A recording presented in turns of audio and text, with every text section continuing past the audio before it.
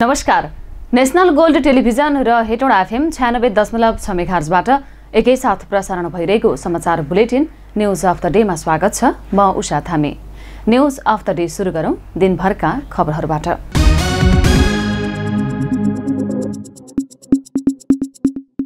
राष्ट्रपति रामचन्द्र पौडेलले सुरक्षित र जोखिम मुक्त वातावरणमा पत्रकारिताको विकासतर्फ सबैको ध्यान जानुपर्ने बताउनु भएको छ। बुधबार राष्ट्रिय पत्रकारिता दिवसको अवसरमा राष्ट्रपति निवास शीतल निवासमा आयोजित कार्यक्रमलाई सम्बोधन गर्दै उहाँले यस्तो बताउनु भएको हो। उहाँले सत्य तथ्य समाचारको माध्यमबाट जनतालाई सजग बनाउनु जिम्मेवार सञ्चारकर्मीको दायित्व भएको बताउनु भयो। उहाँले नेपालको राजनैतिक परिवर्तनमा पत्रकारले खेलेको भूमिका महत्त्वपूर्ण भएको बताउनु भयो। स्वतन्त्र र निष्पक्ष पत्रकारिता भएन भने लोकतन्त्र पनि बलियो बन्न नसक्ने उहाँको भनाइ छ। नेपालको राजनीतिक, सामाजिक, सांस्कृतिक लगायतका अनेक परिवर्तनहरूमा नेपाली पत्रकार जगतले खेलेको भूमिका उल्लेखनीय रहँदै आएको छ। पत्रकारिता परिवर्तनको वाहक र राष्ट्र निर्माणको एउटा सशक्त तथा प्रभावकारी माध्यम हो। स्वतन्त्र, निष्पक्ष र तटस्थ पत्रकारिताका लागि लोकतन्त्र अनिवार्य शर्त हो भने स्वतन्त्र र निष्पक्ष पत्रकारिता बिना लोकतन्त्रको कल्पना गर्न सकिँदैन। त्यही भएर हाम्रो संविधानले प्रेस तथा अभिव्यक्ति स्वतन्त्रताको प्रत्याभूत गरेको हो। संविधानको यो मर्म र भावना अनुसार पत्रकारलाई निर्भय र स्वतन्त्रतापूर्वक समाचार सम्प्रेषण गर्ने वातावरण निर्माण गर्नु राज्यको दायित्व हो।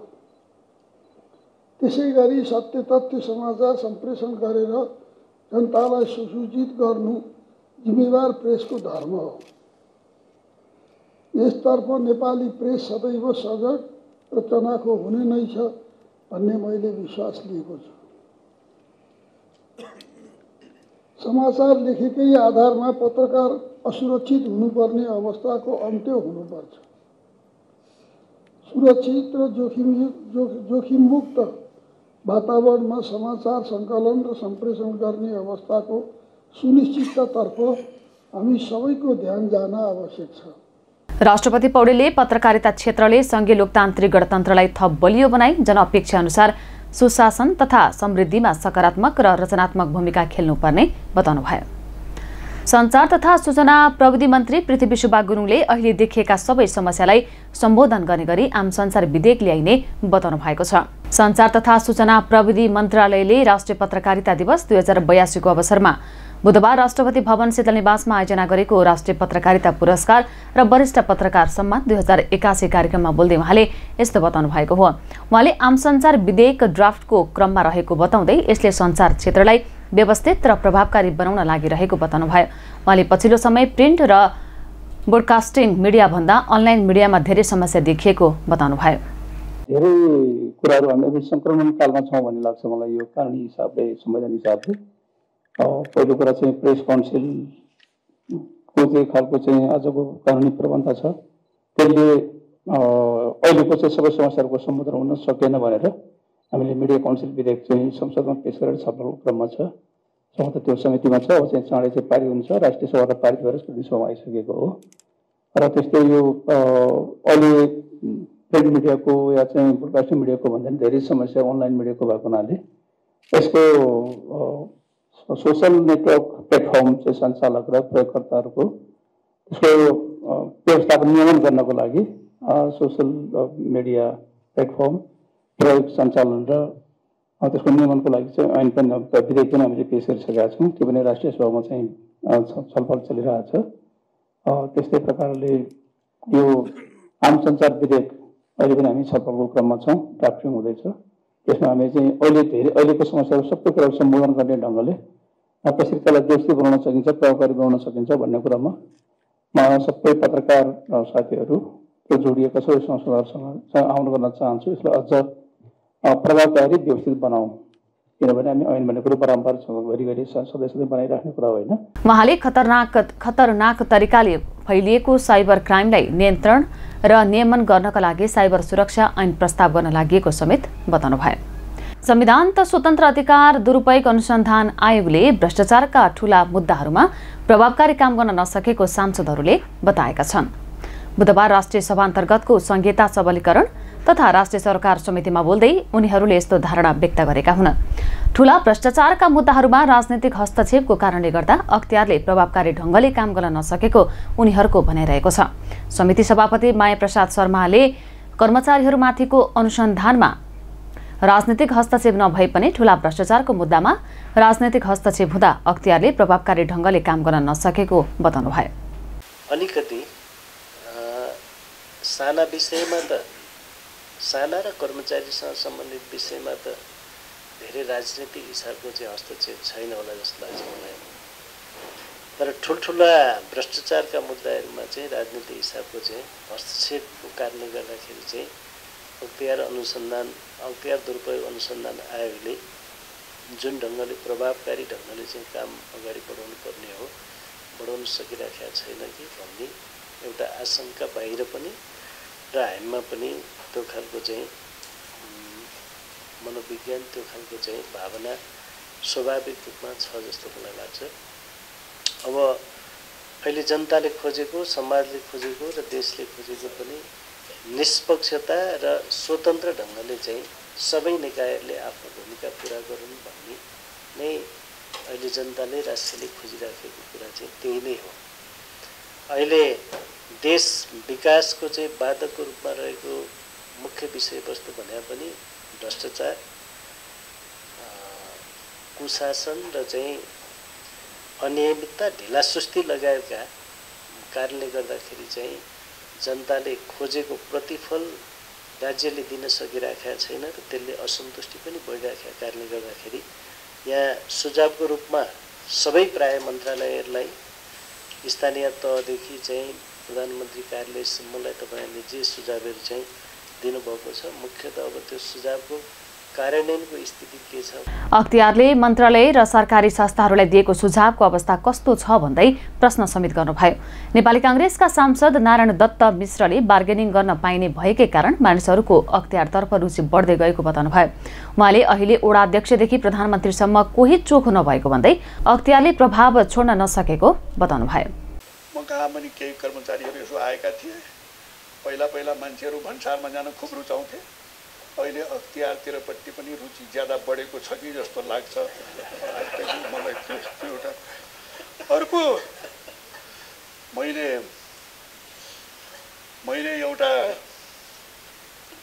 एउटा अकबर बिरबलको एउटा कथा पढेको थिएँ। अकबर बादशाहले बिरबललाई के भनेछन् भने आफ्नो ज्वाइँसँग उहाँलाई असाध्यै चित्त दुखेछ। ए अकबर बिरबल जातै ज्वाइँलाई सबलाई थुन्ने त, सुली बना त यिनीहरूलाई थुन्नको लागि भनेपछि बिरबलले धेरै समय लगाएछ सुली बनाउन। के गर्न थालेको छ यो बिरबल भनेपछि बिरबलले 3टा सुली बनाएछ, एउटा सुनको, एउटा चाँदीको र एउटा फलामको। उसले महाराज के गरी यो 3टा सुली किन बनाएको? यो सुनको सुली महाराजको लागि, महाराज पनि कसैको ज्वाइँ हो, अनि यो चाँदीको सुली मन्त्रीहरूको लागि, उनीहरू पनि कसैका ज्वाइँ हुन्, र यो फलामको सुली उसको लागि, यो सर्वसाधारणको लागि। अब मैले आफूले के देखिएको छु भने म मान्नेहरूलाई त त्यति ठुलो दोष लगाउन चाहँदैन, तर वडा अध्यक्षदेखि प्रधानमन्त्रीसम्म पदमा बसेका मानिसहरू को चोखो छ को बिटोलो छ एउटा कृष्ण प्रसाद भट्टराईलाई त म भन्न सक्दिनँ। होइन भने यो कुरा हमाम में सब नंगे हैं भने जस्तो कहाँ के छ थाहा छैन। नेकपा माओवादी केन्द्रका सांसद जगु प्रसाद शर्माले अख्तियारलाई राजनीतिक प्रभावबाट मुक्त राख्ने उपायको खोजी गर्नुपर्ने बताउनु भएको छ। उहाँले राजनीतिक प्रभाव र दबावकै कारण आयोगले अपेक्षाकृत काम गर्न नसकेको बताउनु भयो। उहाँले अख्तियारले एलानी जग्गाहरूमा सरकार तथा सार्वजनिक भवन बनाउन नदिएपछि करोडौं रुपैयाँको बजेट फ्रिज भइरहेको समेत बताउनु भयो। यो आयोगलाई निश्चित राजनीतिक प्रभावबाट मुक्त गर्न उपाय के हो उहाँसँग यो जिज्ञासा राख्न चाहन्छु। अर्को चौथो कुरा मेरो यो विकास निर्माणसँग सम्बन्धित छ। यो देशमा जति ऐलानी प्रतिजग्गाहरू छन्, गत वर्षसम्म ऐलानी प्रतिजग्गाहरूमा सामुदायिक सरकारी विभिन्न भवनहरू बन्ने प्रचलन थियो। गत वर्षको आवा वर्षमा बजेट छुट्याउँदा त्यो आधारमा जस्तो विभिन्न मन्त्रालयबाट बजेटहरू छुट्टिएको थियो। साउनपछि हो सायद कहाँ के मुद्दा परेर अख्तियारले हिँडे पनि मैले देखेँ। त्यस्तो ऐलानी जग्गामा प्रति जग्गामा जसको पूर्जा छैन, श्रेष्ठ जग्गा छैन, त्यस्तो जग्गामा सरकारी भवन नबनाउने भन्ने यसले सर्कुलर गरिदिएपछि मलाई लाग्छ देशैभरि म रहेको जिल्लामा समेत करोडौं बजेट फेरि जाने स्थिति बन्यो। नेपाली कांग्रेसका सांसद किरण बाबु श्रेष्ठले किन अख्तियार औँला उठाउने ठाउँ बनेको छ भन्दै प्रश्न गर्नुभएको छ।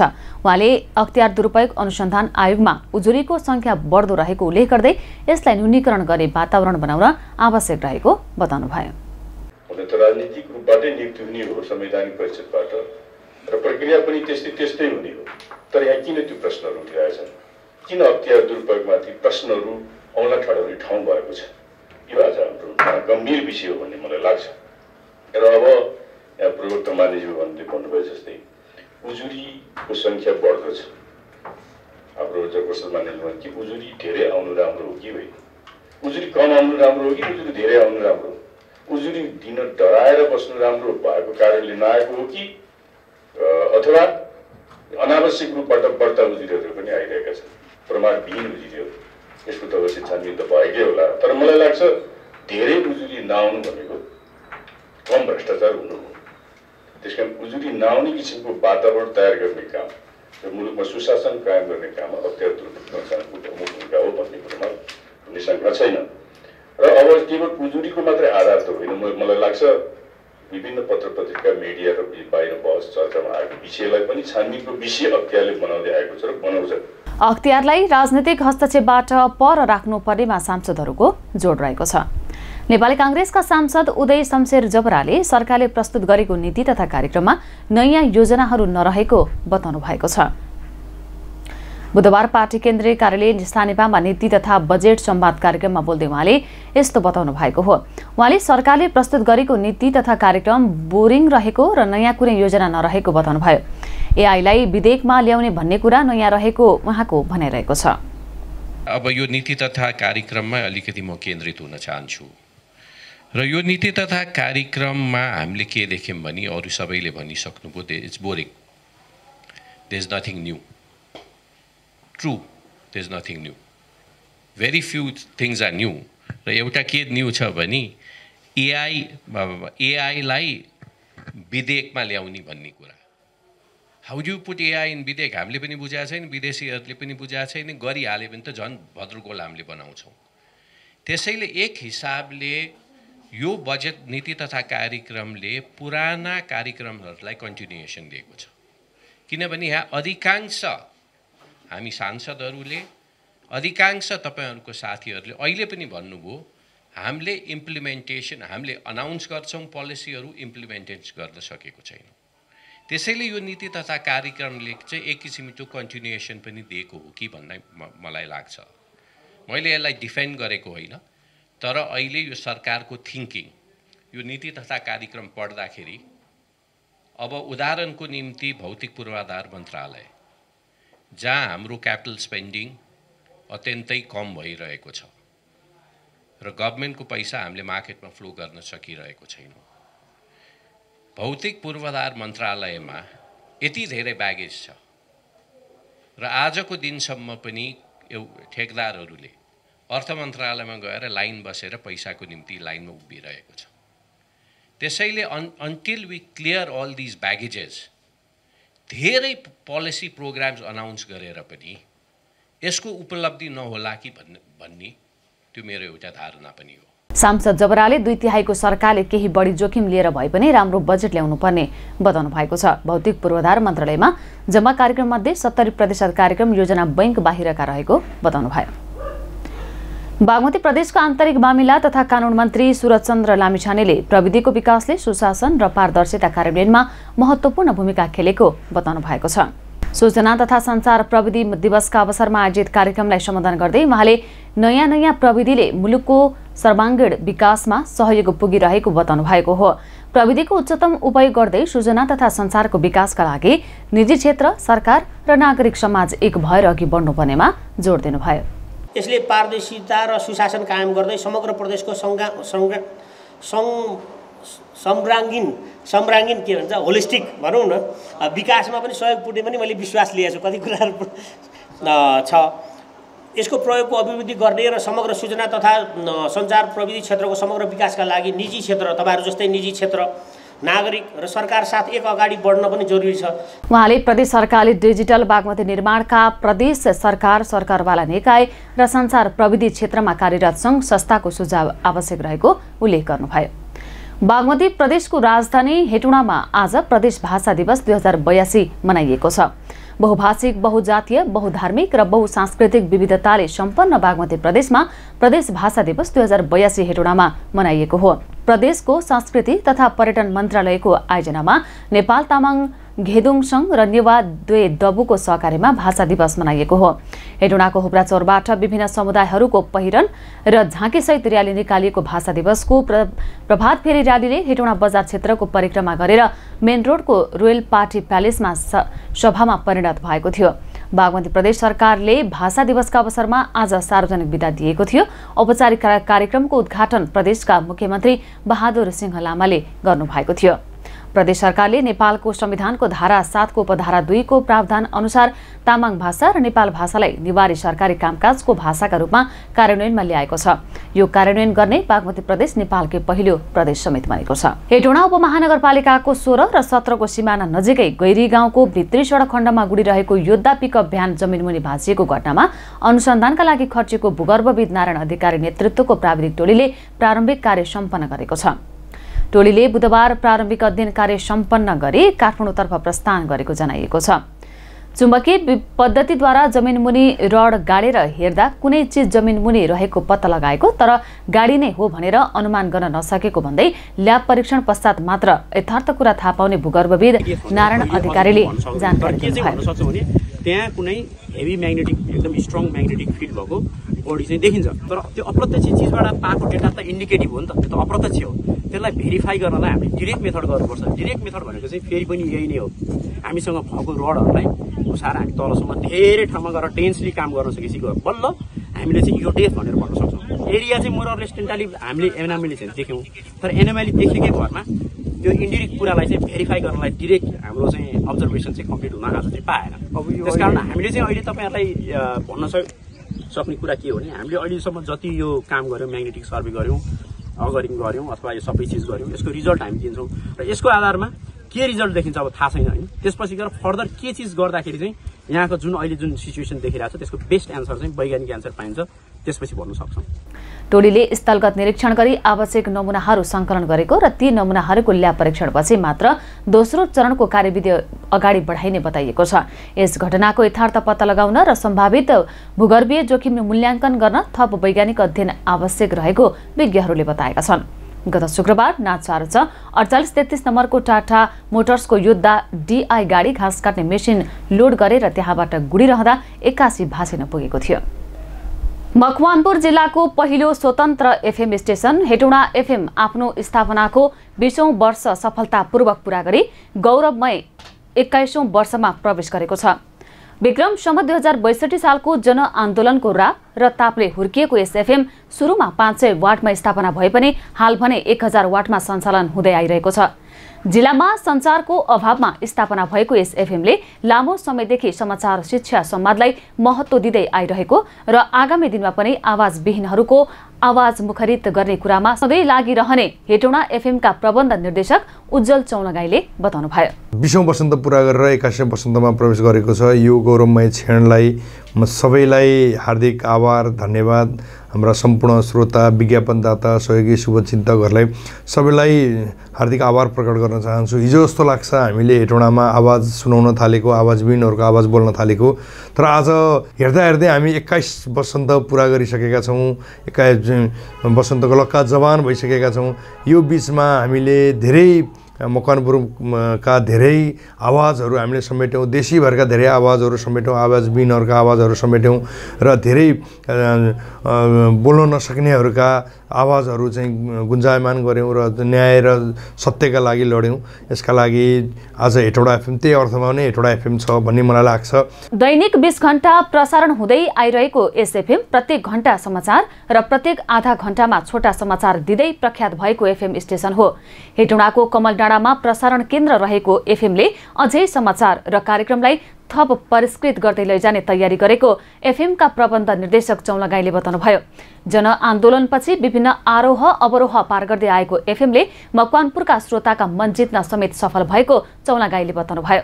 हिजो हामीले एफएम सञ्चालन गरिरहँदा जति बेला हेटौडामा कुनै पनि सञ्चार माध्यम एफएम रेडियोहरू थिएनन् र त्यति बेला सूचनाको भोग थियो, त्यो भोग मेटाउनलाई हामीले जुन प्रयत्न गऱ्यौँ र त्यसकै कारणले हामी लामो समयदेखि हेटौडामा अनवरत रूपमा यहाँहरूको सेवामा छौँ। जति बेला भूकम्प आए त्यति बेला हामीले त्रिपाल राखेर चौरबाट पनि रेडियो सञ्चालन गरेर हामीले जनताको सेवा गऱ्यौँ। नाकाबन्दीका बेलामा पनि त्यसै गरी हामीले खबरदारी गरिरह्यौँ र अहिले पनि हाम्रा खबरदारीहरू, हाम्रा आवाजहरू सधैँ जनता, देश र न्यायका लागि सदैव प्रयत्नशील छ र फेरि पनि एकपटक हामीलाई यो अवसरसम्म आइपुग्नु हुने सम्पूर्ण विज्ञापनदाता, सहयोगी, शुभचिन्तक र हेटौडा एफएमलाई माया गर्नुहुने तमाम सबैलाई हार्दिक आभार प्रकट गर्न चाहन्छु। वार्षिक उत्सवको अवसरमा प्रबन्ध निर्देशक चौलागाईले एफएमका श्रोता, विज्ञापनदाता, सहयोगी एवं शुभचिन्तकहरूमा हार्दिक शुभकामना समेत व्यक्त गर्नुभएको छ। हवस् त, अहिलेलाई न्युज अफ द डे यति नै। सही सूचना र समाचारका लागि हाम्रो फेसबुक र युट्युबमा फलो गर्न सक्नुहुनेछ। नमस्कार।